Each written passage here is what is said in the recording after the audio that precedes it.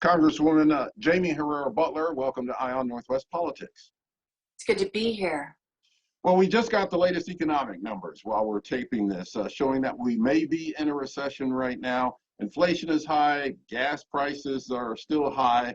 How is this affecting Washingtonians in your district, and what can Congress do?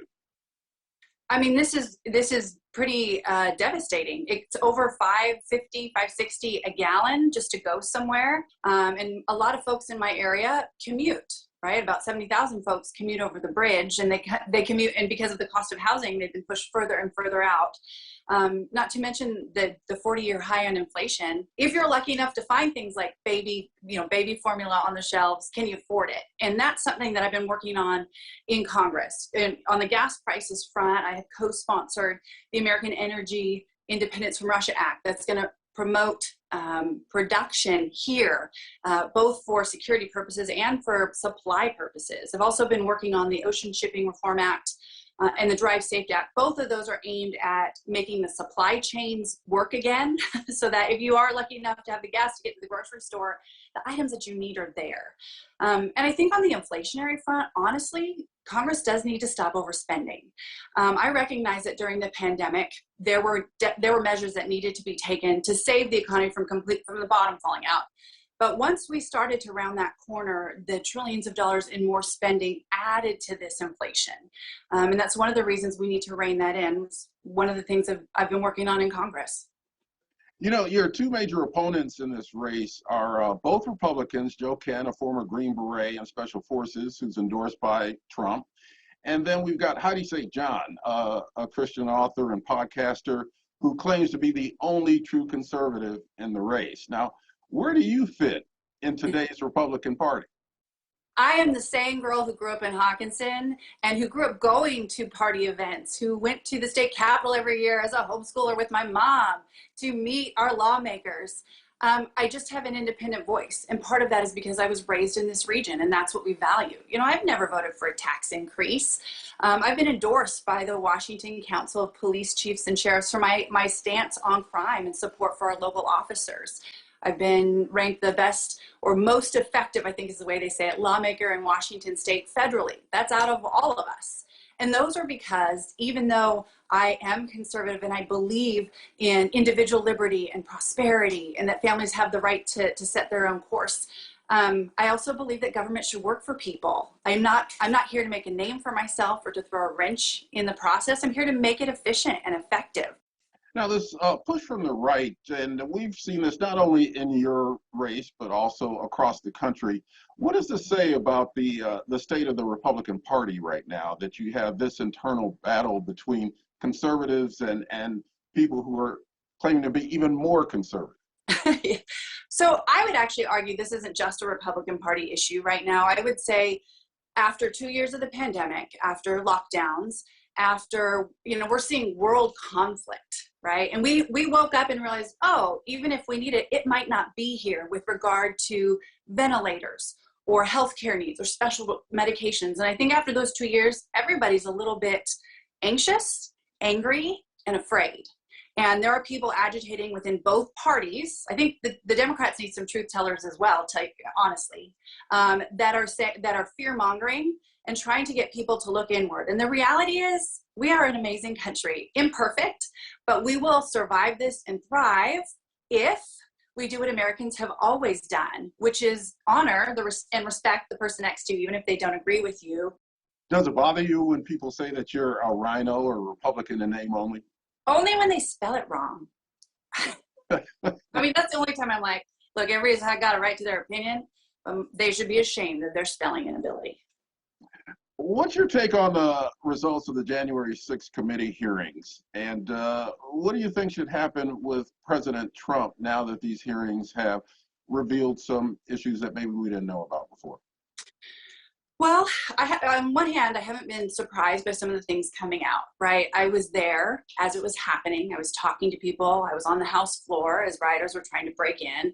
I talked with police officers who were beaten. This one officer was tased 7 times until he was unconscious. He was beaten with a Blue Lives Matter flagpole.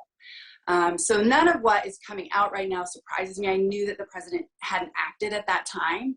And I say this as someone who had voted for him in the last election, and who believes in free markets, who, none of my ideology on being a Republican has changed, but I really felt like at that time, I had to do what my oath of office required, whether people agreed or not. That's part of what, you sign up for. And I think that these hearings, they haven't surprised me. Again, that's information I knew.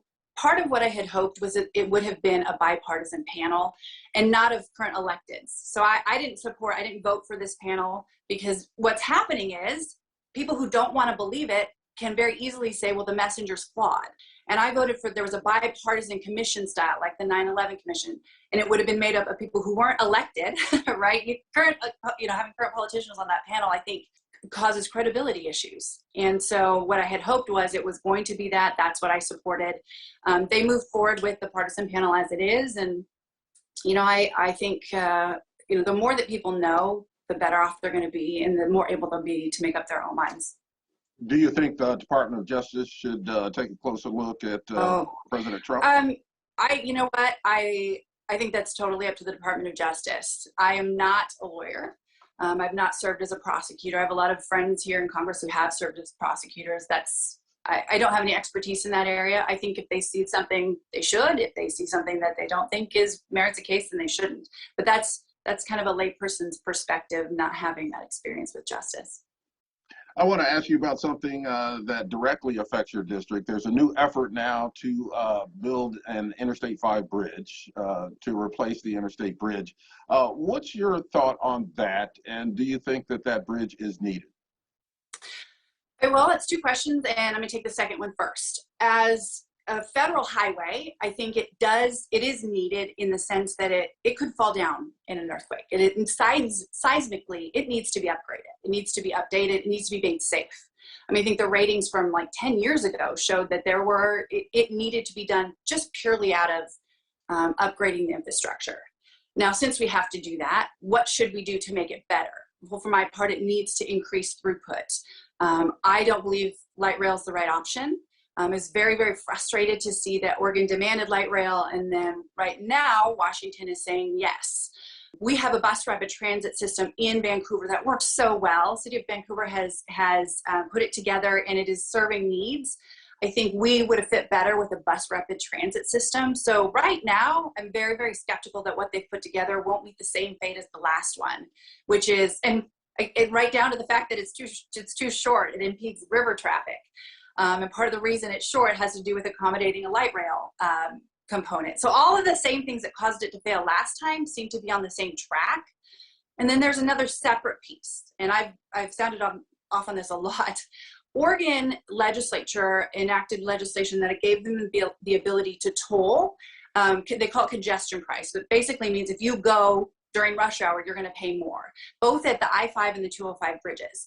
And people say, well, yeah, if you're going to build a bridge, you need the tolls. This isn't even for the bridge. This is for projects elsewhere in the state of Oregon. But these lawmakers knew that they could catch that, 75,000 people crossing the bridge, pick their pockets, and then have no political recourse. If Oregon is content or is determined to move through with that, I have no idea how they expect then to also ask voters or, commuters to pay for the bridge that they're trying to put light rail on. So the whole thing right now is an important, I think it's important. I think we need a bridge. As a federal representative, I've worked hard every year to make sure that there's federal money for this bridge should the project come forward and ask for it. So I've been working hard because I know there's a need and I want to see it done, but I'm very concerned that they're repeating mistakes of the past. Congresswoman Jaime Herrera Beutler, thank you for joining me on Eye on Northwest Politics. Thank you so much. Good to be here.